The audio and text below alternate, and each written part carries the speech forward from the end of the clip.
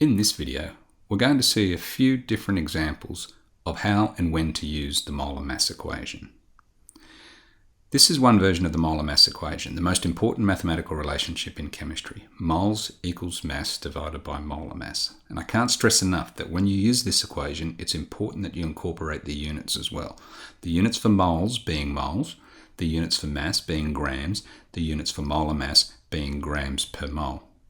There are two other versions of this equation that you will have to use on occasions. One where we make mass the subject of the equation, mass equals moles times molar mass, and one where we make molar mass the subject of the equation, molar mass equals mass divided by moles. And you will need to grow comfortable with interchanging between these three different rearranged versions of the same molar mass equation. The first scenario we will consider is calculating moles from a given mass of substance. And a typical scenario or question that you might be given is in the top right hand corner here. How many moles of sodium atoms are in 2.34 grams of sodium? So the question is asking how many moles. So this version of the molar mass equation is the relevant version where moles is the subject of the mathematical relationship. Moles equals mass divided by molar mass. And make no mistake about it, if you want to calculate moles in this situation, you need both the mass and the molar mass. Now the question gives us the mass, 2.34 grams. Unfortunately, the question does not give us the molar mass, but we will always be in a position to be able to calculate the molar mass of any substance because we can go to the periodic table to help us. So going to the periodic table for sodium, we see that the atomic mass for sodium is 22.9898 atomic mass units. And if we express that in terms of grams per mole, we get a molar mass of 22.9898 grams per mole for sodium. So we can now substitute the values we have for mass and molar mass into the molar mass equation. And we get 2.34 grams divided by 22.9898 grams per mole. And when we plug that into our calculator, we get this number here, which we are going to restrict appropriately to three significant figures, with the more correct answer being that there are 0.102 moles of sodium in 2.34 grams of sodium. So that's one way in which the molar mass equation will be used, to calculate the moles of a substance from a given mass. Another way that the molar mass equation will be used is calculating the mass of a substance from a given amount of moles. For example, a typical question might be, what is the mass of 0.35 moles of water, H2O? The question is asking us to calculate mass, and so this is the relevant version of the molar mass equation. Mass equals moles times molar mass. And again, make no mistake, when we are trying to answer a question like this, we need to know both the moles and the molar mass. The number of moles is given to us in the question, 0.35, but we need to calculate the molar mass of water. And hopefully by now, using the approaches taken previously, we can do this. And we do this by going to our periodic table. We know that water contains hydrogen, and the molar mass of hydrogen is 1.00794 grams per mole. Water also contains oxygen, which has a molar mass of 15.9994 grams per mole. And we can add up the molar masses of the two hydrogen atoms and the one oxygen atom from the chemical formula for water, H2O, and we get a total of 18.015 grams per mole.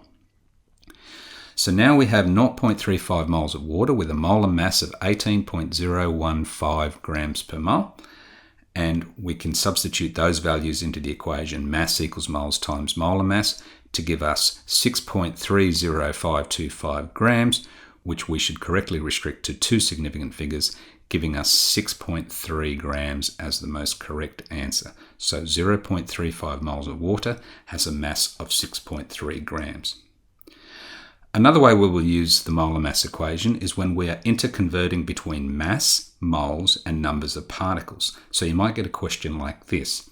How many sodium atoms are in 2.34 grams of sodium? Now we have seen previously that if we are being asked to calculate the number of atoms, molecules, or ions, we actually first need to know the number of moles. Now the question above does not give us the number of moles, so we've got to work out the number of moles first, and then multiply that value by Avogadro's number, 6.022 by 10 to the 23, to give us the number of atoms. Now we've already worked out the number of moles of sodium atoms in 2.34 grams of sodium. We worked that out just a couple of minutes ago to be 0.102 moles. So now we can multiply that number of moles by Avogadro's number, 6.022 by 10 to the 23 atoms per mole, and we get 6.14 times 10 to the 22 atoms. So for this question, we have had to combine two concepts, the molar mass equation concept and the concept linking Avogadro's number to the number of moles of a substance. So in summary, when we need to interconvert between mass, moles, and numbers of particles, if you're given a mass quantity and you're being asked to calculate the number of atoms, molecules, or ions, you first need to calculate moles. So if you're given the mass of a substance, you will use this version of the molar mass equation, moles equals mass on molar mass, to calculate the number of moles. And once you've got the number of moles, multiply it by Avogadro's number, and that will give you the numbers of atoms, molecules, or ions. Conversely, you might be given the number of atoms, and you might be asked to calculate the mass. So to do that, we're going to have to again calculate moles first. In this scenario, we start with the number of atoms, molecules, or ions, but this time we are going to divide by Avogadro's number, and that will give us the number of moles. Once we've got the number of moles, we will use this version of the molar mass equation, mass equals moles times molar mass, to be able to calculate mass. So, with interconverting mass, moles, and numbers of particles, if you are given a mass of a substance and asked to calculate the number of particles, you've got to calculate moles first. It's a two-step process.